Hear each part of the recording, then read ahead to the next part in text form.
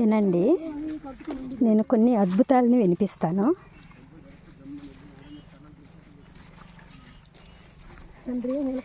ఈ ఎప్పటి నుంచో నడుస్తున్నాం, ఇంకా రావట్లేదు. 1.5 కిలోమీటర్లు. పని కంప్లీట్ అయిన తర్వాత ఇంటికి వెళ్ళే ముందు ఎన్ని మాటలు వస్తాయి తెలుసా, అవన్నీ విందిరు కానీ. అండ్ చూడండి ఎంత దూరం ఉందో. ఇంకా అక్కడ ఊరు, అక్కడెక్కడో చెరువు కట్టిందాక చూపించాను కదా, ఆ మర్రి చెట్టు నుంచి మళ్ళీ అక్కడ నుంచి ఒక 800 మీటర్స్. మర్రి చెట్టు దాకా వెళ్ళడానికి ఏంటి అని అంటే రూట్ ఏమి ఉండదండి, గట్లంబట నడవాలి.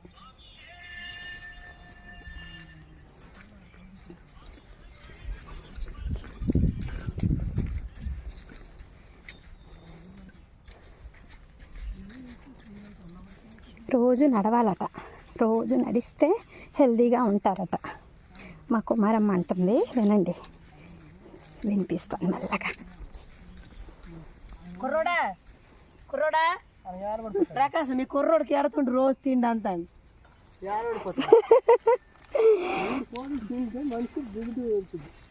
ప్రకాశ్ లాగా. ప్రకాశ్ తిండి తగ్గిపోయింది. అవునా? తగ్గిపోయి, చాలా తగ్గిపోయి. పని సంవత్సరం నుంచి ఖాళీగా ఉండి లావ్ అయిపోతామని భయం వేసింది. మా కుర్రోడు ఏటో అంతా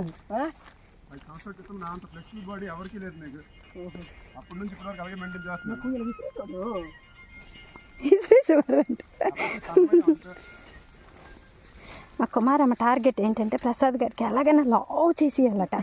ఆయనేమో నేను చాలా హెల్దీగా ఉంటాను, ఇలా ఉంటాను, నేను మెయింటైన్ చేసుకుంటా బాడీ అని ఆయన అంటే, ఈవిడ మాత్రం లావ్ చేసేయాలంటే అన్నీ నేను చూపిస్తున్నాను కదా, కూరలు ఏవో చెంచల కూర అని చెప్పాను. ఈరోజు అయితే కోసేసి తీసుకెళ్ళి వంట చేసి తినేసాం కూడా. తర్వాత కునుకు, అది కూడా అసలు ఎందుకు నిద్రపోరు ఇప్పుడు నేను చూస్తానని చెప్పి మధ్యాహ్నం మేము వంట చేసి కూడా పెట్టేసాం. టేస్ట్ చేసావమ్మా కునుకు కూర? టేస్ట్ తీయగా ఉంది కదా, స్వీట్ ఉంటుంది, ఏదో బెల్లం వేసినట్టు ఉంటుంది. రేపేం కూర?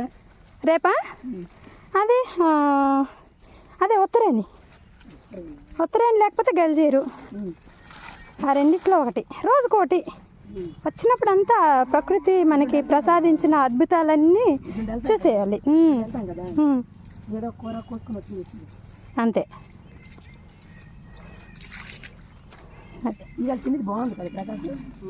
చెంచల కూర వీళ్ళకి అస్సలు తెలీదు, ఆ చెంచల కూర అనేది. యాక్చువల్గా సిటీలో ఉన్న వాళ్ళకే అన్ని ఆకుకూరలు పల్లెటూరులో దొరికేవో పొలాల్లో దొరికే అన్ని అద్భుతాలు కూడా మనకే తెలుస్తాయి. అబ్బా వీళ్ళు తినరు తెలుసా. ఇక్కడ నేను మీకు చూపిస్తాను ఒకటి.